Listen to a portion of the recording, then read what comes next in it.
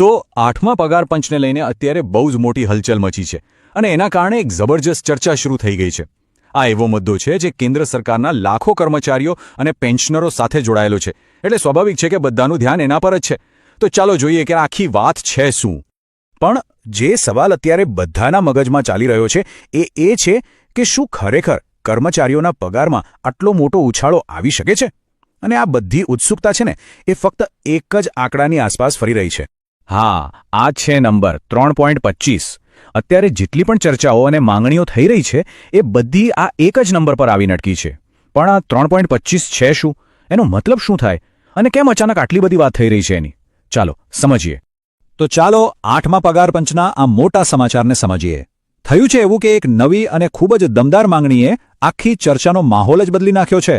જુઓ, અત્યાર સુધી બધા એમ જ માનતા હતા કે પગાર વધારો થશે, પણ એક લિમિટમાં. પણ હવે જે વાત બહાર આવી છે ને એ સાવ અલગ છે. એવું કહેવાય છે કે કર્મચારી સંઘોએ એક એવો મોટો આંકડો માંગ્યો છે કે જે ખરેખર આખી ગેમ જ બદલી શકે છે. પણ એ મોટા આંકડાને સમજતા પહેલા એક શબ્દ સમજવો બહુ જ જરૂરી છે: ફિટમેન્ટ ફેક્ટર. આખી પગાર વધારાની ગણતરીનો હીરો કહો કે આત્મા આ જ છે. એકદમ સિમ્પલ છે. ફિટમેન્ટ ફેક્ટર એટલે એક ગુણાંક. સમજો કે એક નંબર જેનાથી તમારા બેઝિક પગારને ગુણાકાર કરવામાં આવે. જ્યારે નવું પગાર પંચ આવે ત્યારે તમારો જે જૂનો બેઝિક પગાર હોય એને આ ફિટમેન્ટ ફેક્ટરથી ગુણી નાખવાનો. બસ, જે જવાબ આવ્યો એ તમારો નવો બેઝિક પગાર. એટલે જ આ ફેક્ટર કેટલો છે એના પર બધો દારોમદાર છે. હવે જરા જુઓ કે આ કેટલો મોટો ફરક છે. સાતમા પગાર પંચમાં ફિટમેન્ટ ફેક્ટર હતો 2.57 અને હવે આઠમા માટે માંગણી શું છે? સીધી 3.25. આ કોઈ નાનો મોટો વધારો નથી, આ તો સીધો કૂદકો છે. આ આંકડો આખી સેલરીનું ગણિત જ બદલી નાખશે. પણ સવાલ એ છે કે ભાઈ, અચાનક આટલો બધો વધારો કેમ માંગવામાં આવી રહ્યો છે? શું કારણ છે એની પાછળ? તો એના પાછળ કેટલાક બહુ જ સાચા અને પ્રેક્ટિકલ કારણો છે. જુઓ, સૌથી પહેલું કારણ તો છે મોંઘવારી, જે રોકેટની જેમ વધી રહી છે. પછી બીમારી પાછળના ખર્ચા પણ વધ્યા છે અને બાળકોની સ્કૂલ ફી એ તો પૂછો જ નહીં. તો કર્મચારી સંઘોનું કહેવું એમ છે કે જીવન જીવવાનો ખર્ચો જ એટલો વધી ગયો છે કે હવે આટલો પગાર વધારો તો જોઈએ જ જોઈએ. એ જરૂરી બની ગયું છે. અને આ માંગ કોઈ નાની મોટી સંસ્થા નથી કરી રહી. National council of joint consultative machinery એટલે કે NCJCM, આટલી મોટી સંસ્થા આની આગેવાની કરી રહી છે. અને એ લોકો બસ હવે તૈયારીમાં જ છે કે સરકાર સામે આ 3.25નો પ્રસ્તાવ ઓફિશિયલી મૂકી દે. ઓકે, તો હવે એ વાત કરીએ જેની બધા રાહ જોઈ રહ્યા છે. માની લો કે સરકારે આ માંગ માની લીધી, તો પગાર પર એની શું અસર થશે? કેટલા પૈસા વધશે? સીધો 58,500 રૂપિયા. જો 3.25નો ફિટમેન્ટ ફેક્ટર લાગુ થાય તો કેન્દ્ર સરકારના કર્મચારીનો ઓછામાં ઓછો બેઝિક પગાર આટલો થઈ શકે છે.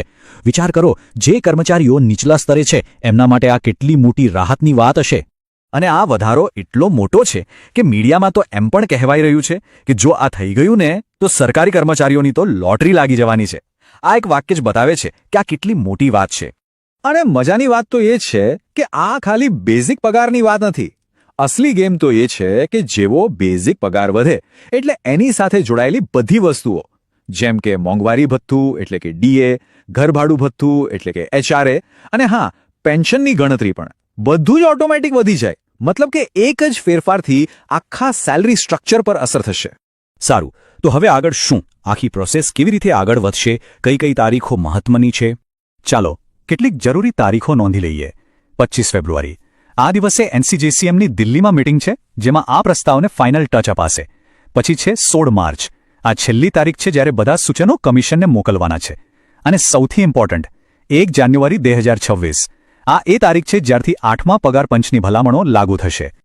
તો છેલ્લે સવાલ પાછો ત્યાં જ આવીને ઊભો રહે છે. કર્મચારી સંઘોની માંગ તો જોરદાર છે, પણ શું સરકાર આ 3.25ની માંગણી માની લેશે? શું આટલો મોટો વધારો શક્ય છે? આ એવો મોટો સવાલ છે જેનો જવાબ તો હવે સમય જ આપશે. ચાલો જોઈએ આગળ શું થાય છે.